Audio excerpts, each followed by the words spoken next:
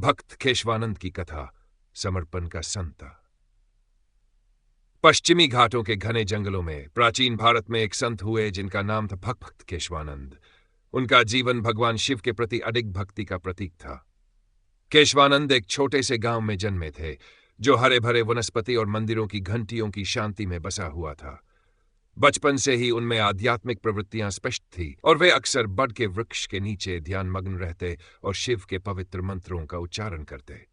एक रात जब केशवानंद केवल 10 वर्ष के थे, एक भयंकर तूफान ने गांव को घेर लिया। जहां सभी लोग आश्रय की तलाश कर रहे थे, वहीं केशवानंद मंदिर की ओर दौड़ पड़े, जहां उन्होंने शिवलिंग के सामने नमन कर प्रार्थना की कि उनके गांव के लोग सुरक्षित रहें। आश्चर्यजनक रूप से तूफान गांव को छोड़कर चला गया और सभी लोग बिना किसी हानि के बच गए। इस घटना ने केशवानंद का विश्वास और भी दृढ़ कर दिया कि भगवान शिव सभी के रक्षक हैं। जैसे जैसे केशवानंद बड़े होते गए, उन्होंने सांसारिक सुखों का त्याग कर भगवान शिव के धाम कैलाश पर्वत की यात्रा पर निकलने का निश्चय किया।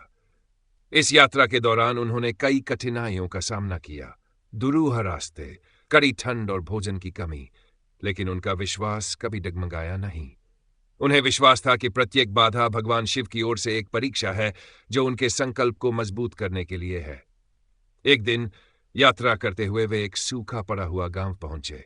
लोग निराश थे, उनकी फसलें मुरझा चुकी थी और उनका जीवन अंधकारमय हो गया था। गांव वासियों की स्थिति को देखकर केशवानंद ने उनका सहायता करने का निश्चय किया। उन्होंने गहरे ध्यान में बैठकर भगवान शिव की कृपा प्राप्त करने की प्रार्थना की। कहते हैं कि 3 दिनों तक कठोर ध्यान के बाद आकाश में घने बादल उमड़े और बारिश होने लगी, जिससे सूखा पड़ा भूमि हरी भरी हो गई। गांव वाले अत्यधिक आभारी हो उठे और उन्होंने केशवानंद की भक्ति में भगवान शिव के नाम से एक मंदिर स्थापित किया। केशवानंद ने वर्षों तक कठिन यात्रा की और अंततः कैलाश पर्वत पहुंचकर भगवान शिव के साथ सीधा संवाद करने की कोशिश की। एक रात जब वे बर्फीली ठंड में ध्यानमग्न थे, उन्हें एक दिव्य दर्शन हुआ। भगवान शिव उनके सामने एक चमकते हुए रूप में प्रकट हुए, उनके माथे पर चंद्रमा और त्रिशूल चांदनी में जगमगाते हुए। भगवान शिव ने कहा, तुम्हारी अडिग भक्ति और निस्वार्थ कार्यों ने मुझे प्रसन्न किया है। अब तुम प्रेम, भक्ति और दया का संदेश फैलाओ। इस दिव्य दर्शन से प्रेरित होकर केशवानंद ने धरती पर लौटकर अपना जीवन मानवता की सेवा में समर्पित कर दिया। उन्होंने आश्रमों की स्थापना की जहां लोग, चाहे वह किसी भी जाति या धर्म के हों, आध्यात्मिक मार्गदर्शन और शांति प्राप्त करने के लिए आ सकते थे।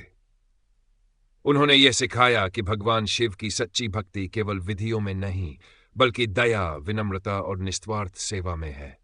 केशवानंद की प्रसिद्धि दूर दूर तक फैल गई और उन्हें भगवान शिव की कृपा का जी जागता उदाहरण माना जाने लगा। उनके निधन के बाद भी उनकी शिक्षाएं और जो मंदिर उन्होंने स्थापित किए आज भी जीवित है, जो हर किसी को विश्वास और दिव्य प्रेम की शक्ति की याद दिलाते हैं। आज भी भक्त केशवानंद को याद किया जाता है, जो ये सिद्ध करते हैं कि भगवान शिव के प्रति समर्पण पर्वतों को हिला सकता है, सूखी जमीन पर बारिश ला सकता है और अनगिनत आत्माओं के दिलों को रोशन कर सकता है।